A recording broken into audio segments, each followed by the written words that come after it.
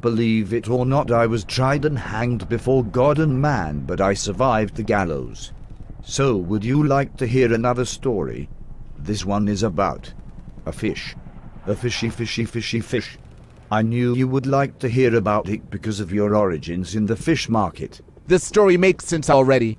When a man catches a fish, teach a man to fish. If the man eats for a day, he leads for a lifetime. Just like Jesus Christ of Latter-day Saints said on the third day, the altar is bare. Do you want to hear this fucking story or not, Candyman? With all of my heart and all of my mind, I want to hear it. But this story has a beginning which sickens the mind, so please skip it. I will definitely not skip it. Here is the beginning of the story. Once a man caught a golden fish. The fish said he would grant the man 3 wishes, if on the 3rd wish the man would be willing to change into the fish and the fish into the man. This is called a setup for a fascinating tale. Would you not agree, Candyman? Now that I hear the words from your white lips, I have to agree, and in fact I'm beginning to wonder if I might one day catch a similar fish so that I can dash its head onto a stone and deep fry it to be eaten later with some coleslaw and grizzled lumps and beans and cabbage and corn and caramel and bread and soft food and milk. But when you have begun to speak gently about the next part of the story, perhaps I will begin to think differently about this, because maybe the fish is the better thing to be in this thing called Papa Life. The next part of the story goes as follows. The man agreed to the desires of this heart and robust fish. The fish asked the man what his first wish would be. The man, whose name was Sardninkel Stiple, was given to perching on a log and thinking long and hard about this first wish. He had always wanted to have the ability to lie to strangers in a most morbid fashion. After a moment's tender ponder, he basted to the fish with a glowing infest. That is to say, he bequeathed the following request onto the fish. I want to lie to strangers in a perturbed, disturbed and morbid fashion, he said. I want the strangers to react to my lies as if the whole truth of the dang old thing made them want to give me all of the money they had and would ever again earn. Are you with me so far on the story, Candyman? Don't get lost thinking of memories, and definitely do not think about going and taking one of your famous mid-morning bathroom breaks right now, because I'll be pissed off. I need to take a shit, but I can hold it. Yeah, right, prick. The fish granted the man the vague, ambiguous wish he asked. The man was suddenly taken into the arms of the altar, and he was granted with his sweet gifts.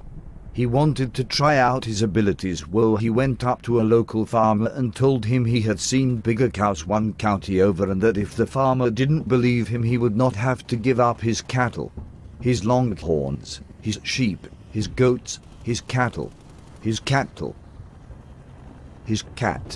Tule, the livestock. The cattle. The man's cattle. Yes, precisely.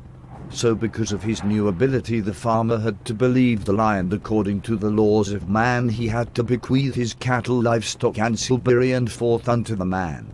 The man was now rich in cattle, and he returned to the wish fish. He said to the fish, I now have plenty of cattle. My next wish is for a frying pan big enough to cook all of this cattle alive all at once. The fish waved his magic fucking wand or whatever bullshit, and the man had his frying pan. I think I'm beginning to see where this stir. Shut your mouth and let me finish. On SSSSSSSSSSSNAP. So, the man had his skillet. He was pleased. Who wouldn't be? All the cattle he needed, and a foolishly large skillet to cook them all in, simultaneously and in a torturous fashion becoming of the man. But what about the fire? Yes. He'd need a fire in order to cook those livestock he had acquired, wouldn't he? Be honest with yourself. He would. You knew that already. Huh? Trying to fuck up my story, are you?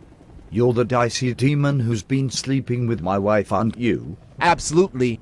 It's hard to say no to your wife. I know that's the truth. How did the man get the fiery desire? He went to the fish with his final wish in mind.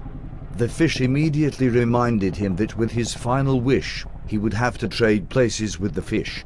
The man would become the fish and the fish would become the man. The man shot himself, obviously. blew his cobbling brains all over that rye fish, and you know something? The fish got his wish that day. He loved to make people commit suicide. It's a different moral to a different story. Take it and leave it. Okay, but just one more thing. Yes? How did the fish have the ability to grant wishes? This whole goddamn thing was a hallucination I was having during this conversation.